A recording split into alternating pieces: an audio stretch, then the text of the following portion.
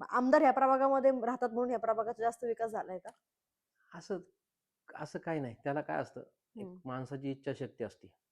सगळ्या मुलांना काय वाटतं, सगळ्या पालकांना वाटतं, आपल्या मुलांना वाटतं, विद्यार्थ्यांना, की आपला पहिला नंबर आला पाहिजे, दुसरा नंबर आला पाहिजे, तिसरा नंबर आला पाहिजे शाळेमध्ये.